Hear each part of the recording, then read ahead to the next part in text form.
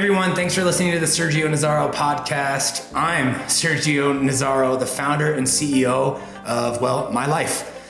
I've grown up here in Colorado and I've decided to stay put as I continue to pursue being an entrepreneur and growing my business as a real estate agent.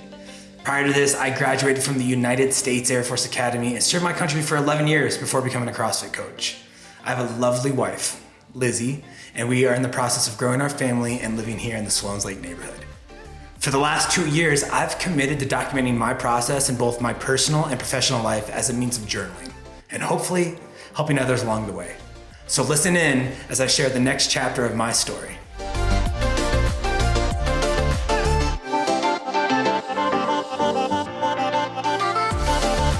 Wow, welcome back, episode 7. This has been a very interesting morning just trying to get this started. So first off, the memory card of my camera wasn't working, so I had to spend some time on YouTube figuring that out. And then I'm sitting here recording in GarageBand, and I couldn't figure that out. And it's interesting because very easily I could have called up one of my buddies who has the same setup as me, asked him how to fix this. He probably could have stepped me through it in 2-3 minutes. And by the end of that, I would have been ready to go. But if there's one thing I've learned both from my father when I was younger and from my current mentor, when we take time to learn things ourselves, it tends to stick a little bit. We actually can create a mental pattern of something that we've learned versus when somebody tells us how to do it and we can do it really easily and there's no friction, there's no learning curve, there's no process to create that new groove, we can forget it like that. So I took the time to figure it out. I've actually learned quite a bit and now we're here. Recording episode 7, and it's Monday morning. Usually I record this on Sundays, but Lizzie and I were up in Grand Lake, decided to get away for the weekend, decompress a little bit. You know, I figured out for me that the best 3 things for me to really enjoy life and to kind of reconnect with myself is fellowship, solitude, and nature. And I got all 3 of those this weekend, which is absolutely incredible. But we're back. We had to come back yesterday because today, here in a couple hours, probably in about, I would say 70 minutes, I got to leave for the airport, I'm flying out to LA for a training camp with one of my real estate coaches that I hired when I first got into real estate. And his name's Kevin Ward. He's with Yes Masters, and I get to speak at this event. And so this event is, I think it's 200 or 250 real estate agents from across the country flying in. And this is to help them grow their business, help them wherever they're at in their journey, start to build systems, processes, help them grow as they become the best real estate agents that they can be. And I want to go back and I want to give back to people that were once in the same position I was. I remember, 2017 when I went to my first event out in LA, one of my buddies, Jacoby, invited me to come out. And I remember sitting in the crowd, scared shitless, didn't know who I was, what I was doing. I knew that I wanted to be a good real estate agent, but I didn't really know what that meant. And so I went to Kevin's event and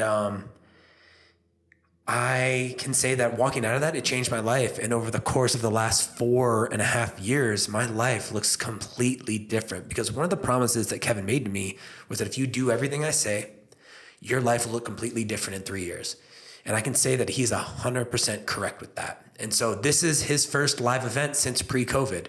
And he invited me back to speak. And I'm going to share my story from where I've come, how I've grown my business. And my thought or my intent behind this is that, somewhere in that crowd, maybe there's a few people, maybe there's only one, is somebody that is in the same shoes that I was 4.5 years ago. And if I can have just a small impact and help them take that step into believing in themselves, take that step into becoming the best agents that they can become, and I can give back to a community, I'm blessed to do that. And I am so grateful that I get to fly out to LA, speak in front of all these people, lead a panel and be on a panel and just help people as they start their journey. It's in Manhattan Beach too. So I get to see a bunch of my friends who live in LA. I get to spend some time with them. And it's just a great trip. And on top of that, like Lizzie's coming with me and it's just going to be fantastic. It's going to be a nice amount of business, a decent amount of, friendship time, hangout time. But I am so grateful that Kevin gave me this opportunity and I'm looking forward to it. And what I love about Kevin, is he's got a pure heart, right? He's got a good heart in what he does. He He helps people grow their business and he actually cares. And I've adopted that into my life. And a lot of the content I put out is because I want to help people, right? Whether it's home buyers, home sellers, sharing my story and my struggles so that people can, not feel alone, maybe normalize some of it. And it was interesting because yesterday I got a text message from somebody who's been following me. And not a text message, sorry, a message on Instagram. I'm going to pull it up.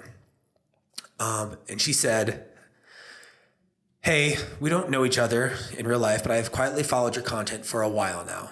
I really love your attitude and approach to life." Appreciate that. Thank you. And I'm saving the real estate advice here when it's my time to need that. "But I've been struggling a bit lately with how to break away from and not judge or guide my life off of non-conventional successes. Examples: dream job, dream home, someone to share it all with, whether that's a spouse, kids, close friends, family." And then she goes on to say, "I'm not sure if convention is in the cards for me, now or ever, yet I'm having trouble removing it from my mindset. Would love to hear any thoughts you have on that. Blessings and good vibes to you. Hope you're having a great Sunday." Wow. First off, I think it's amazing that these platforms can have such an impact on people. And I want to say thank you, Kelsey, for sending that message. It means a lot. My question to you is, what do you want? What do you want in your life? Not what do other people want, not what is society telling you that you want. What do you want? We all can become guilty of these conventional successes: money, homes, marriages, kids. You need to ask yourself if that's what you want. And if you don't want any of that, that's perfectly fine. Because one of the worst things I believe you can do is pursue something because other people have told you that that is a metric of success. Pursue something because everyone else is doing it and you don't want to feel left out. Imagine getting there, having kids, getting married, having a fuck ton of money, only to realize that you're absolutely miserable because that's not your dream or your passion. And I would encourage anybody, I would encourage you to spend some time and figure out what your dream life looks like. What is the vision you have for your life? Now, I struggle looking 3, 5, 10 years into the future. I can't see that far, but I have an idea of kind of where I want to go. And it sure as shit was never sitting behind a desk. That's why I'm doing what I'm doing. But it took some time for me to figure out what it was that I wanted. I never wanted kids. And then I met Lizzie. And now I entertain that thought, I don't place value on nice cars. So I drive a 2013 Subaru that's completely paid off. I'm not driving a brand new car. I've determined what I want in my life. I think oftentimes success is imposed upon us by what we see on social media, what we see on the news, what we see from our friends, what our family tells us, what our friends tell us. But the real question comes back to, what do you want in this life? In 2020, my goal for myself, what I thought was my goal, was to be number one in my brokerage. And I've told this story a few times, but I sacrificed a lot for that. I sacrificed my relationships. I sacrificed my fun, my time, you name it. And I came in second. I was really proud of myself, but even getting second, even if I had gotten first, but getting second, I got there and it wasn't fulfilling because that didn't align with what is actually important to me. What is important to me right now is building my business, having good relationships, and internal exploration and peace. That's my success metric. And that's what I've started to figure out by exploring what I want in this life. So I would encourage you, just start with what you want. Put that down on paper and know that if it doesn't align with what everybody else says is important, it doesn't matter. Because the majority of people who are telling you what success is don't actually fucking believe it themselves. They don't want it. They're listening to what other people have told them. So break from the pack and spend some time. And this may take a while. This could take an hour. This could take a year. This could take 5 years. But spend some time and put it down and revisit it often. The second part of her comment was I'm having trouble enjoying and being okay with the journey.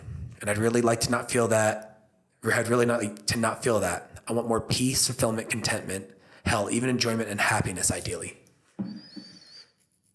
The process and the journey, you always hear people say, enjoy the process, trust the process, da, da, da, da, da, da. That part's hard, especially when we as individuals think that when I get this, I will feel this. It's a this and that conversation. And the truth is, if you look back on some of the best times in your life, it was how you got there. It was the process it took to figuring out who you are. Maybe it was the process to graduating from college. Maybe it was the process in getting your first job and then feeling that moment where you're like, I fucking did it. Yes. Whatever it is. You need to look back on moments in your life where you've had those moments of success and happiness and contentment and fulfillment and peel those apart. Why did you feel that way? What happened in those moments? I think it's important that we sometimes look in the past to figure out what has happened, or what moments have created those things that we are looking for, and understand that and peel that back and pull that apart and really look at that under a microscope. Enjoying the process can be hard, but there's a phrase that I heard the other day that says some parts of life build confidence and other parts build character.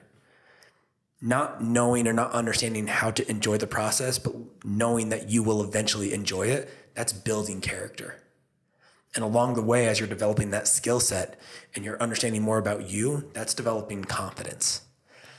Use this, because the journey really is one of the best parts. Very rarely is the end goal the best part.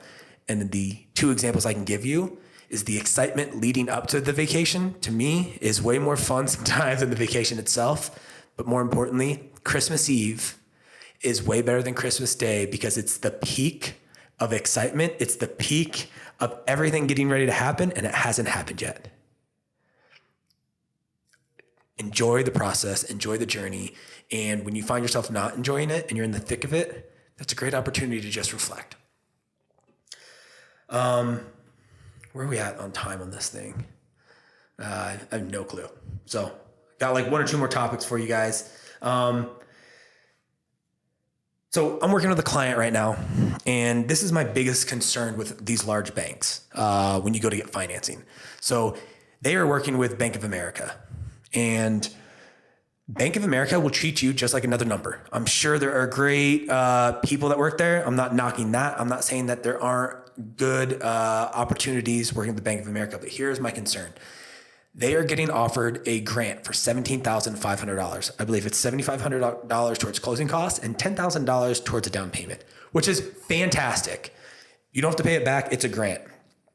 However, Bank of America takes at least, at a minimum, 30 days to close. That is based off my conversation that I had with the lender that is working at Bank of America. If that's wrong, please let me know. 30 days. In this market, 30 days is not a competitive closing time frame. So if you want to write an offer on a home that has multiple offers and you're closing in 30 days and everybody else is closing in 21 days, you've already shot yourself in the foot.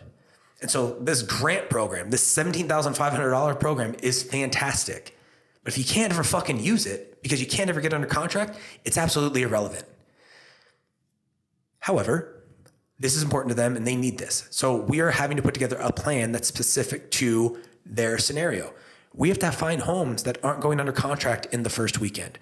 Or we have to find homes that maybe they're going under contract in the first weekend, but they don't have competitive offers. It's not like they're able to go out and write these competitive offers because of this program. And so if you're thinking about buying a home and you're presented with one of these grants, I would encourage you to explore the limitations that puts on you as a home buyer. And in a market that is extremely competitive, you need every tool in the toolbox possible that you can use to make a competitive offer. Now, if that is your only way to get a home, I'm with you, I'll support you, and we will put together a plan. I just encourage you to talk to local lenders because oftentimes local lenders will be your best opportunity to close quickly, close smoothly, and have a world-class service because they're gonna hold your hand the entire way and not treat you like a number. With that said, $17,500 is a lot of money, so it's hard to walk away from. But you can't use a credit if you can't ever get under contract. So that's my little rant. I do believe we'll find something for them. I just think it's a little frustrating for them with how competitive this is, and I think it's frustrating for everybody who's a home buyer, and they're kind of limited in some of these things they do. So when we sit down for a buyer's consultation, we can talk through all of that, and just know at the end of the day, I'm here to support whatever that decision you make. You just need to understand the risks associated with that. All right, I'm getting ready to wrap this up because I need to finish packing and head to the airport, but I want to leave you with this. I saw a meme, which we all know are always true and always so insightful. You put some music behind that thing, maybe a sunset, and all of a sudden you're the most influential person in the world. But I saw this and it kind of hit home with me. I've been doing a lot of self-exploration, which has been a lot of fun. But in doing that, you start to think about a lot of things. And so when I saw this, it hit me, right? Different things hit you at different times, but it said, there are two people in your life that you need to make proud. Your 80-year-old self and your 8-year-old self. Your 80-year-old self, because when you look back, hopefully you've minimized the amount of regrets that you've had, whatever your regrets are. Maybe you didn't live up to your fullest potential. Maybe you didn't spend enough time with the people that you love. Maybe you weren't aligned with your values and your actions. And you gotta make your 8-year-old self proud as well. The person that had no limitations on what they could do, had all the dreams in the world, had nobody telling them what they could or could not do, had a pure heart, just open eyes, and they were ready to take on the world. And I think if you can make those two people proud, or at least make decisions to make those people proud, I think we'll live a pretty good life. So, where in your life this week can you make those two people proud? And where in your life can you make adjustments on the decisions that you make to make sure that you're fulfilling on making those two people proud? Have an incredible week. Can't wait to share my conversation or my speech from Yes Masters with you guys next week. Looking forward to giving you guys a download on that. If you have time, please just leave me a review. I know it takes just a couple minutes. And if you know anybody that you think would benefit from any of this, share it with them. I would really, really appreciate it. Take care, everybody. I will talk to you next week.